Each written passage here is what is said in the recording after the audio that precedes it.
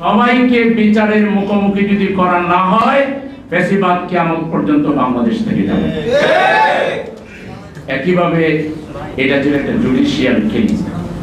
তৎকালীন এই বিচারের সাথে জড়িত বিচারপতিদেরকেও বিচারের আওতায় আনতে হবে, নাইলে বাংলাদেশ কোনোদিন সুবিচার প্রতিষ্ঠিত হবে না।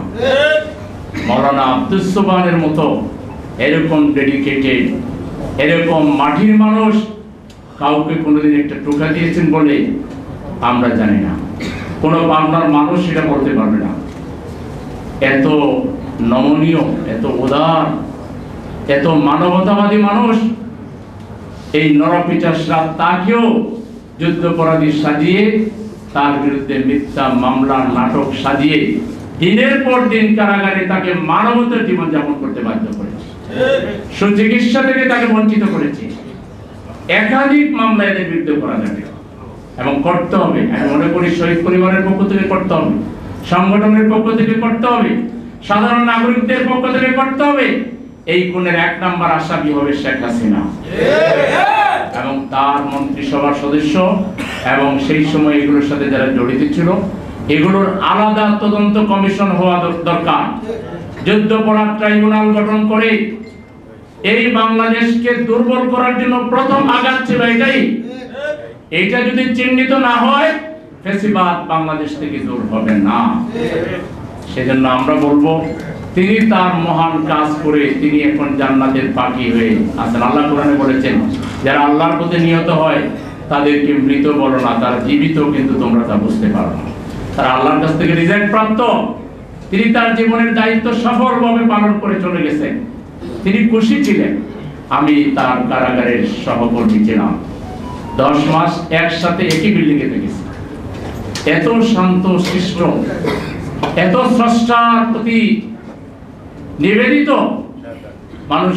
জেলে গেলে কত হইচই, আত্মীয় স্বজনকে দেখবে, এটা সেটা, খাওয়া দাওয়া, কত সুযোগ সুবিধা, কিন্তু আল্লাহর বান্দার মধ্যে কোনো পেরেশানি, কোনো উদ্বেগ, কোনো উৎকণ্ঠা কিছুই আমি দেখি।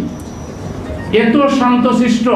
কোরআনের সেই আয়াত মিলে যায়, ইয়া আইয়াতুহান নাফসুল মুতমাইন্নাহ ইরজিই ইলা রাব্বিকি রাদিয়াতাম মারদিয়া ফাদখুলি ফি ইবাদি ওয়াদখুলি জান্নাতি। কোরআনের এই আয়াতের বাস্তব প্রতিচ্ছবি হচ্ছেন মাওলানা আব্দুস সোবহান রাহিমাহুল্লাহ। সুতরাং তার জীবন শীর্ষক বই রচনার জন্য লেখককে আমার পক্ষ থেকে আন্তরিক ধন্যবাদ। আল্লাহ তাকে জাযায়ে খায়র দান করুন। আয়োজকদেরকে, ওনার সুযোগ্য সন্তান নানু ভাই সহ যারা এই প্রতিষ্ঠানের আয়োজক, তাদেরকে আমার পক্ষ থেকে অনেক অনেক শুভেচ্ছা থাকলো, দোয়া থাকলো। এটা এই একটা আলোচনা সভা নয়, ওনার জীবনকে ছড়িয়ে দিতে হবে প্রতিটা নাগরিকের ঘরে ঘরে।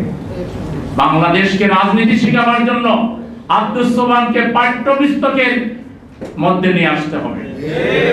তার জীবনীকে আমাদেরকে ছড়িয়ে দিতে হবে, তাইলে বাংলাদেশ ঘুরে দাঁড়াতে পারবে।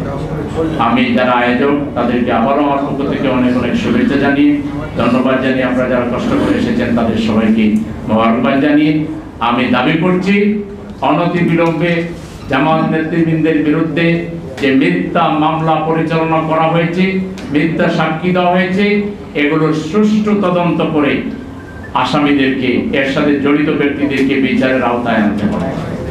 এবং আমরা এটাও দাবি করছি যে আজকে বাংলাদেশে এখনো যারা ষড়যন্ত্রের সাথে জড়িত, এখনো ফ্যাসিবাদকে যারা উস্কে দিচ্ছে, ফ্যাসিবাদী ভাষায় এখনো যে সব তৎপরতা বাংলাদেশে চলছে, এর বিরুদ্ধে 18 কোটি মানুষকে ঐক্যবদ্ধ হয়ে লড়াই করতে হবে।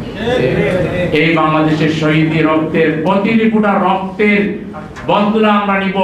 এই দেশে যেন আর কেউ কাউকে মিথ্যা মামলা দিতে না পারে, অপমানিত করতে না পারে।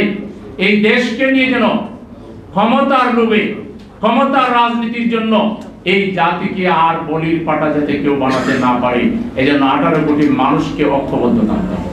সবাইকে আবার আমার পক্ষ থেকে ধন্যবাদ জানিয়ে, শুকরিয়া জানিয়ে আমার কথা শেষ করছি। আসসালামু আলাইকুম ওয়া রাহমাতুল্লাহ।